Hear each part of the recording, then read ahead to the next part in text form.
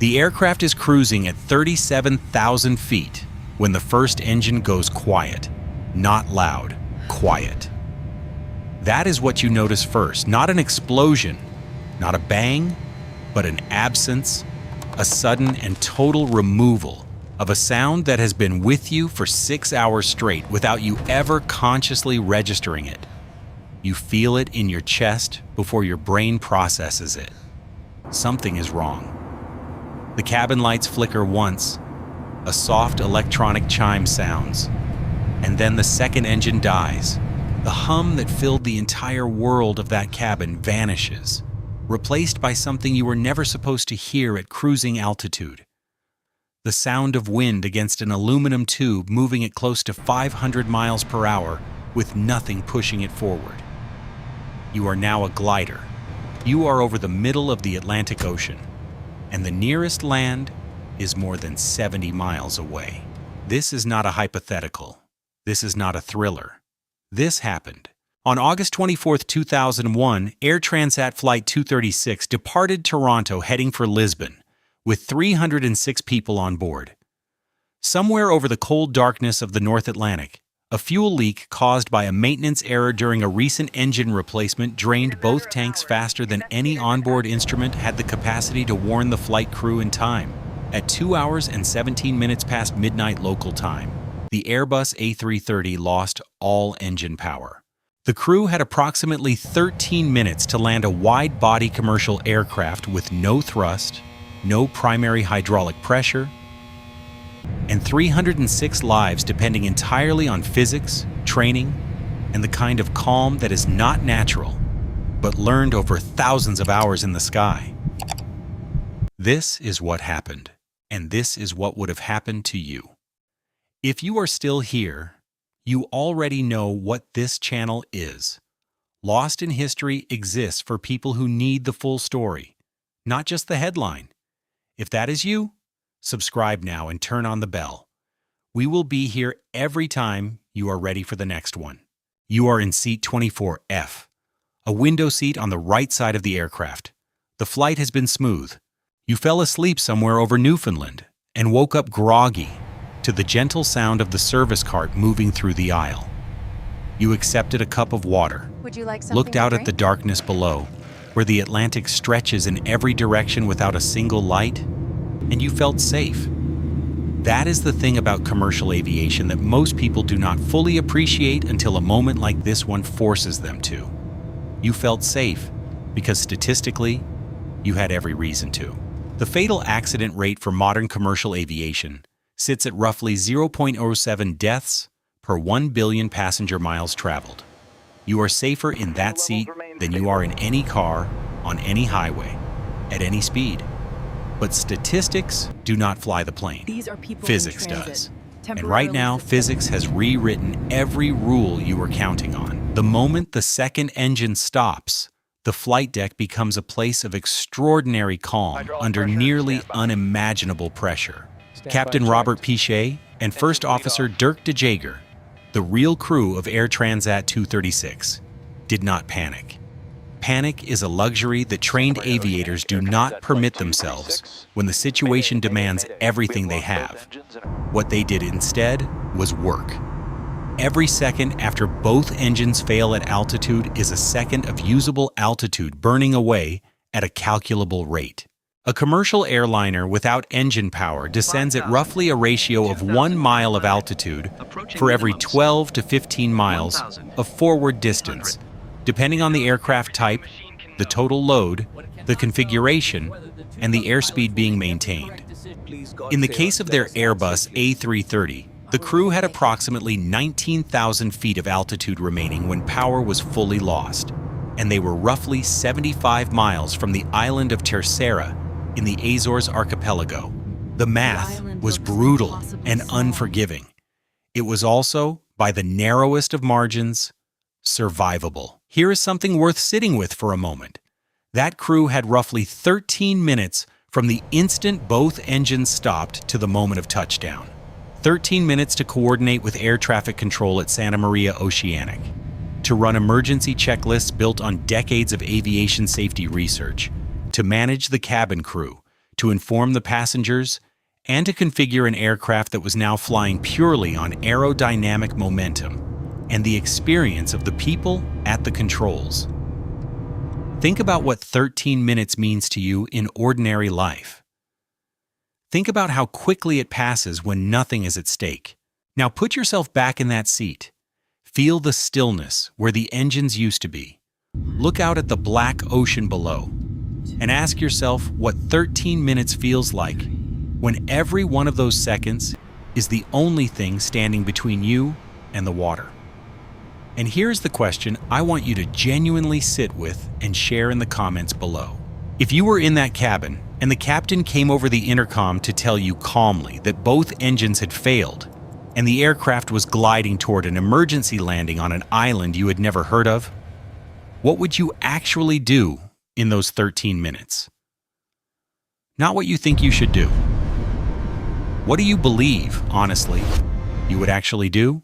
That question matters more than it might seem, and your answer might reveal something about yourself you did not expect.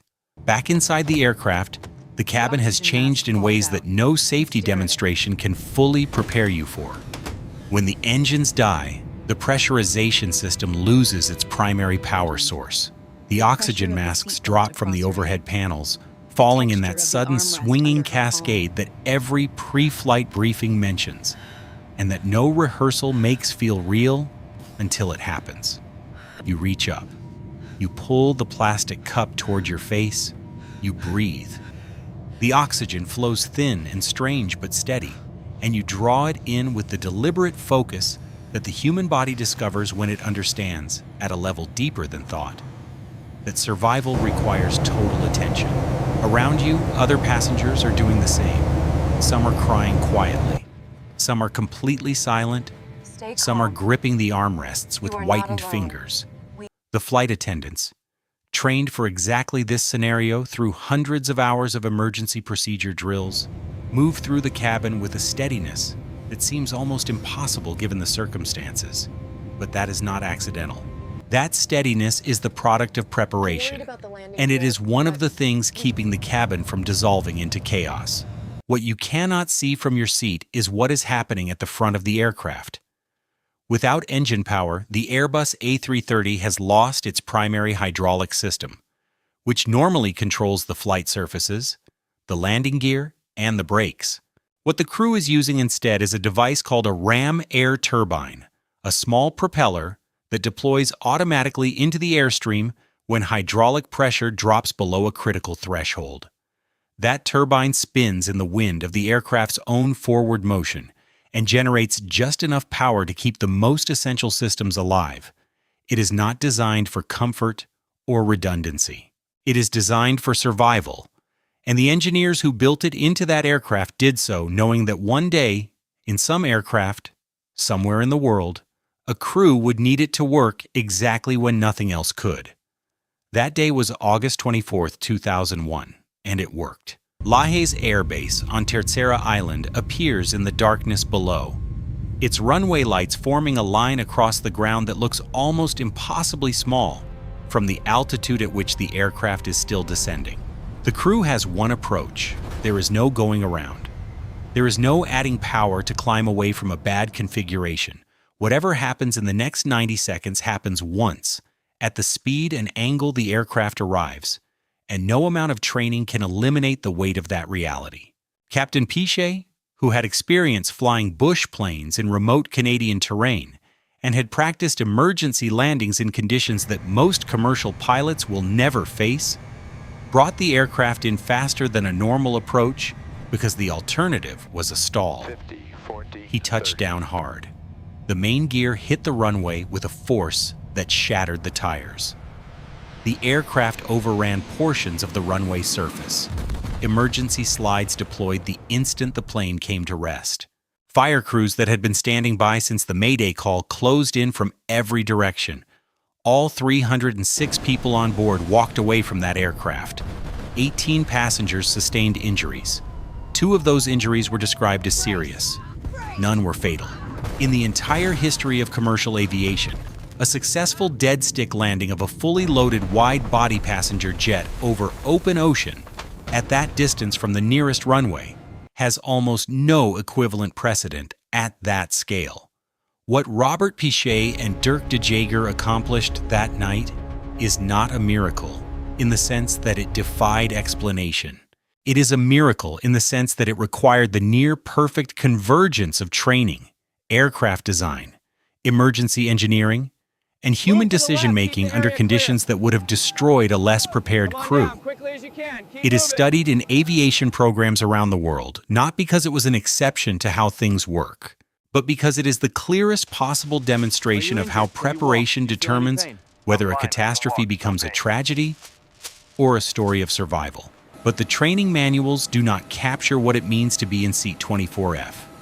They do not describe the 306 separate interior experiences of those 13 minutes over the Atlantic. Some passengers later said the cabin fell so silent in the final moments before landing that they could hear the wind against the windows more clearly than they had ever heard anything in their lives. One described thinking only of her children and feeling a clarity she had never known before. Another said he felt a calm that frightened him more than the fear itself because he did not know where it came from. Another said he simply closed his eyes and waited for whatever came next, and that waiting felt like the longest thing he had ever done. You close your eyes. The aircraft crosses the threshold of the Lajes runway at a speed higher than any landing you have ever felt. The touchdown arrives like a controlled collision, hard and absolute, pressing you forward against your seatbelt with a force that empties your lungs. The tires are gone almost instantly. The runway hammers beneath the aircraft as it decelerates. And then, after what feels like an eternity compressed into seconds, everything stops. The aircraft is still. You are on the ground. You are on a volcanic island in the middle of the Atlantic Ocean that you had never heard of before this night. And you are breathing. And you are alive. Robert Pichet said something after that landing that I have thought about more than almost anything else connected to this story. He said he never once allowed himself to believe they would not make it. Not because he was certain of the outcome, but because certainty was not what the moment required. What the moment required was the next correct decision. Then the one after that. Then the one after that.